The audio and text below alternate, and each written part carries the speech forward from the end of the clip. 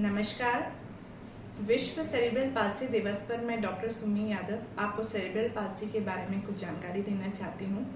तो आइए सबसे पहले जानते हैं कि सेरेब्रल पाल्सी है क्या। सेरेब्रल का अर्थ है दिमाग, पाल्सी का मतलब है मांसपेशियों में वीकनेस, कमज़ोरी। तो कोई भी ऐसी कंडीशन जो हमारे बच्चे के दिमाग को प्रभावित करती है, उससे मांसपेशियों में कमज़ोरी आ जाती है, जिसमें ज़्यादातर बच्चों के हाथ और पैर की मांसपेशियाँ इफेक्टेड रहती हैं, उसको हम सेरेब्रल पाल्सी कहते हैं। इसके सिम्टम्स माइल्ड से सीवियर डिग्री तक जाते हैं। तो बच्चे में क्या क्या लक्षण हो सकते हैं, जैसे हाथों की कमज़ोरी के कारण बच्चा खिलौने नहीं पकड़ पाता, हाथों से चीज़ नहीं पकड़ पाता, पैरों में कमज़ोरी के कारण चल नहीं पाता, गर्दन नेक होल्डिंग में कई बार समस्याएं आती हैं, मुंह बंद नहीं कर पाता तो राल टपकती रहती है या बच्चे को निगलने में दिक्कत आती है, कभी कभी सुनने और देखने की क्षमता भी प्रभावित होती है। प्रतिवर्ष भारत में 10 लाख से भी ज़्यादा बच्चे सेरेब्रल पाल्सी से प्रभावित होते हैं। तो आइए सबसे पहले इसके कारणों को देखते हैं कि क्या कारण होते हैं जिससे सेरेब्रल पाल्सी होती है। सेरेब्रल पाल्सी जेनेटिक भी हो सकती है। अगर घर में कोई सदस्य दिमागी परेशानी से ग्रस्त है तो ये बच्चों में भी आ सकता है। दूसरा, गर्भावस्था के दौरान अगर माँ को इन्फेक्शन हो जाते हैं तो भी बच्चे के दिमाग जो विकसित हो रहा है उस पर प्रभाव आता है।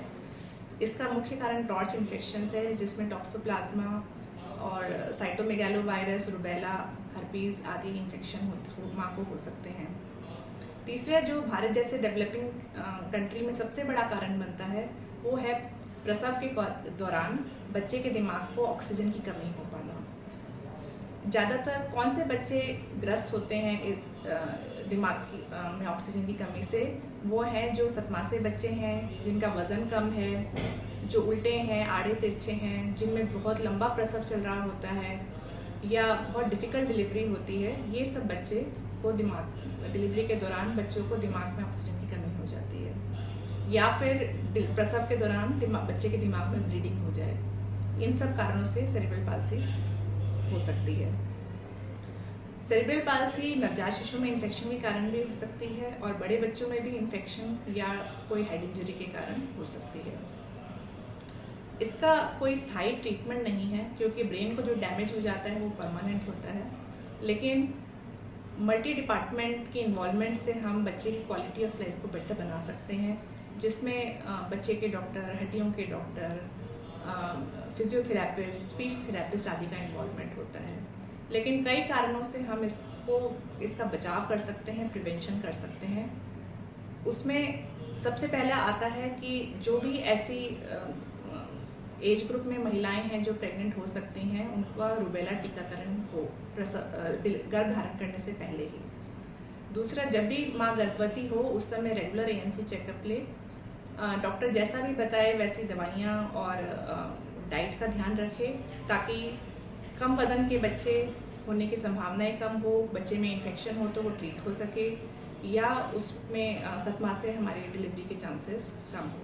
और जो तीसरा सबसे बड़ा फैक्टर है, वो डिलीवरी हमेशा ऐसी जगह होनी चाहिए जहाँ पे सभी तरीके की सुविधाएं उपलब्ध हों, बच्चे की मॉनिटरिंग हो सके, धड़कन की मॉनिटरिंग हो सके, कहीं पे भी कोई दिक्कत है तो उसी के हिसाब से निर्णय लिया जा सके, और डिलीवरी के दौरान तुरंत बच्चे को केयर मिल सके, बच्चे के डॉक्टर हों, सब सुविधाएं उपलब्ध हों। तो इन सब चीज़ों का ध्यान रख के हम काफ़ी हद तक सेरेब्रल पाल्सी से बचाव कर सकते हैं। धन्यवाद। नमस्कार। विश्व सेरेब्रल पैल्सी दिवस के अवसर पर मैं doctor Dinesh Yadav cerebral palsy के बारे में कुछ जानकारी आप सब लोगों के साथ साझा करना चाहता हूँ।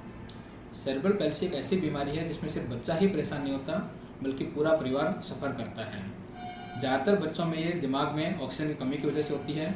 यह ऑक्सीजन की कमी बच्चे में इंडिया में जनरली बच्चों में प्रसव के दौरान ऑक्सीजन की कमी कारण से होती है, जिसमें अगर बच्चा पैदा होते ही तुरंत रोता नहीं है तो लंग्स खुल नहीं पाते हैं, जिसकी वजह से ब्रेन को ऑक्सीजन नहीं मिल पाती है, और ये आगे सेरेब्रल पैल्सी के लक्षण के रूप में प्रकट करती है। इसके अलावा कुछ बच्चों में गर्भावस्था के दौरान माँ को कोई भी इन्फेक्शन रहता है, या माँ को कोई अनकंट्रोल्ड शुगर या BP की बीमारी रहती है, या कुछ बच्चों में जेनेटिक कॉजेज़ की वजह से भी सेरेब्रल पैल्सी हो सकती है। अगर हम इसके लक्षणों की बात करें तो पैदा होते ही बच्चा तुरंत रोता नहीं है, कुछ समय बाद उसमें दौरे आने लग जाते हैं, जनरली 12 से 24 घंटे के बाद में दौरे आते हैं, और बाद में बच्चा सुस्त रहता है, दूध नहीं पीता है, बार बार ठंडा हो जाता है। ये सारे लक्षण शुरू के जो 28 डेज जिसको हम न्यूनेटल पीरियड कहते हैं उसमें बच्चों में दिखाई देते हैं। बड़े बच्चों में जनरली बच्चे अपने डेवलपमेंटल माइलस्टोन्स अपनी एज के अकॉर्डिंग अचीव नहीं कर पाते हैं। साधारण भाषा में बात करें तो अगर बच्चा 1 महीने पर सोशल स्माइल नहीं कर पा रहा है, 3 महीने पर अपनी गर्दन संभाल नहीं पाता है, 5 से 8 महीने पर अनसपोर्टेड बैठ नहीं पा रहा है, 1 साल पर चल नहीं पाता है और 1.5 साल पर दौड़ नहीं पाता है, तो ये मोटे मोटे रेड फ्लैग साइंस होते हैं कि बच्चे को कुछ ना कुछ गड़बड़ है।